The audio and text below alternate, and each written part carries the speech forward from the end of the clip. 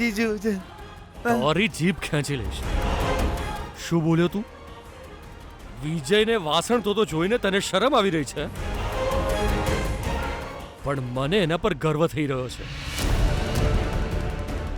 એ અત્યારે પોતાની કમાણી પર જીવી રહ્યો છે. એ જાણીને હું ખુશ છું. એણે અત્યારે કોઈના ઘરમાં ચોરી કરી છે. એણે ઈમાનદારીથી વાસણ ધોયા. સોશિયલ મીડિયા એક સેકન્ડમાં ગમે તેને સફળ બનાવી દે છે તો બીજી જ મિનિટે એને બરબાદ પણ કરી નાખે છે. આપણને સાચી સફળતા આપણી પ્રામાણિકતાથી જ મળે છે, અને પ્રામાણિકતા મારા દીકરા પાસે છે. એ તો જીજુ વાત તમે મારી વાત તમે જીજુ ઊંધી રીતે લીધી. બેના અમને સમજાઈને થોડું એક્સપ્લેન કર ને. સાંભળો, જે કામ હું કરવાની હતી એ તમે કરી નાખ્યું. થેન્ક્સ.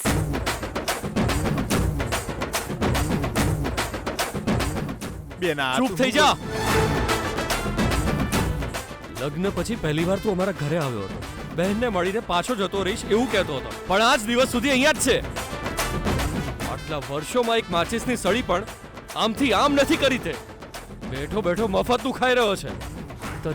તને શરમ આવી જોઈએ. ફરીવાર તારા મોઢેથી મારા દીકરા વિશે ગમે તેમ બોલ્યો છે ને તો હું મારી રાખીશ તને.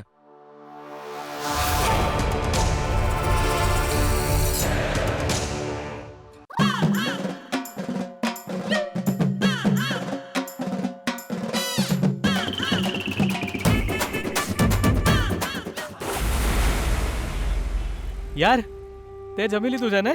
હા, મેં તો જમી લીધું. તું જમી લે. હા.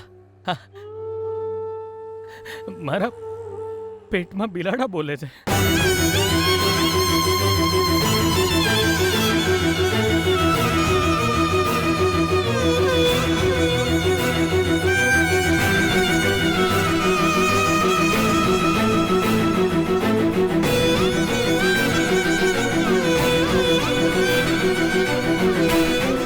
ખાઈ લે વિજય.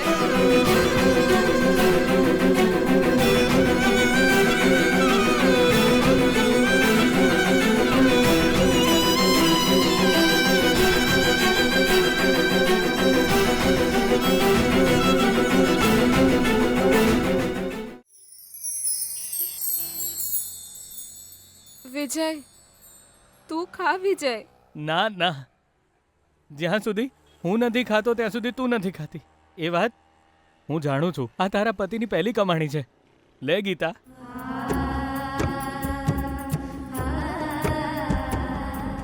આ પહેલો કોળિયો મારી પત્ની ખાશે, પછી હું ખાઈશ. આ કર ગીતા.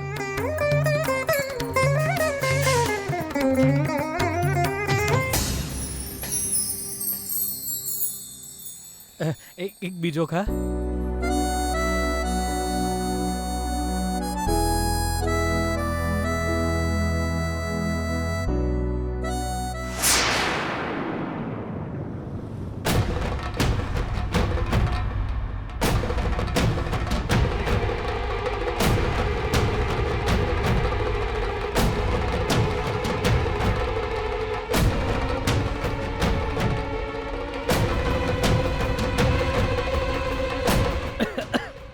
રોકી, પાણી લઈ આવ.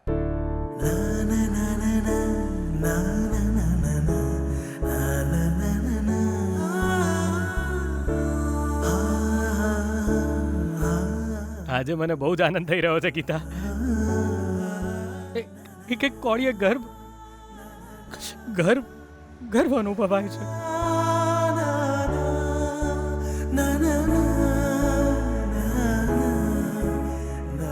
વિજય, જાતે પૈસા કમાવાનું સુખ તને આજે સમજાયું ને?